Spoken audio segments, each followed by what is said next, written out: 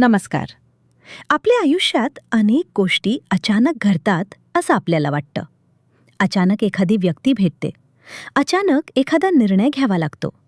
अचानक काहीतरी संपतं किंवा काहीतरी सुरू होतं. पण खरंच त्या गोष्टी अचानक घडतात का? खरं म्हणजे नाही. घटना अचानक घडत नाहीत. संकेत आधी येतात. फक्त आपण ते ओळखत नाही. कधी तुम्हाला असं जाणवलंय का? सगळं ठीक चालू असताना अचानक मन अस्वस्थ होतं.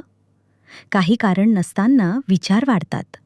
रात्री झोप येत नाही आणि एखाद्या व्यक्तीची किंवा गोष्टीची सतत आठवण येते.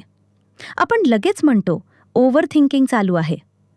पण प्रत्येक वेळी ओव्हर थिंकिंग नसतं.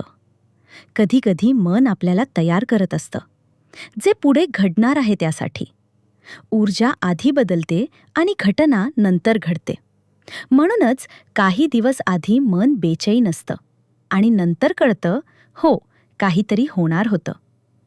आता दुसरा संकेत. कधी असं होतं का, छोटी छोटी कामं अडकायला लागतात? साधं काम जे एका दिवसात व्हायला हवं ते होत नाही. उशीर होतो, प्लॅन कॅन्सल होतो, वेळ जुळत नाही. आपण चिडतो. माझ्याच बाबतीत असं का होतं? पण प्रत्येक अडथळा वाईट नसतो. कधीकधी थांबणं म्हणजे वाचणं असतं. जी गोष्ट चुकीच्या वेळी घडली असती ती होऊ नये म्हणून वेळ आपल्याला थांबवत असतो. म्हणजे लॉस नाही, प्रोटेक्शन असतं. तिसरा संकेत. अचानक जुनी माणसं परत आयुष्यात येतात. ज्याच्याशी महिन्यांपासून बोलणं नाही त्याचा मेसेज येतो. ज्याचा विचार केला तो अचानक समोर येतो. आपण म्हणतो योगायोग. पण वारंवार होणारा योगायोग हा योगायोग नसतो. काही भेटी क्लोजर देण्यासाठी येतात आणि काही नवीन सुरुवातीसाठी. चौथा संकेत. शरीराचे संकेत. रात्री 3 ते 5 मध्ये अचानक जाग येते. छातीत बेचैनी वाटते. गर्दीत असूनही शांत जागा शोधावीशी वाटते.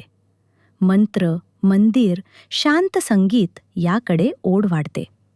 हे सगळं मन करत नाही. आतला भाग प्रतिक्रिया देत असतो. आपण विचारांनी समजण्याआधी आपल्याला आतून कळत असतं. म्हणून आयुष्यात काहीही अचानक घडत नाही. संकेत आधी येतात, घटना नंतर घडते. फक्त आपण व्यस्त असल्यामुळे दुर्लक्ष करतो. पुढच्या वेळी असं काही जाणवलं तर लगेच घाबरू नका. थोडं थांबा, निरीक्षण करा.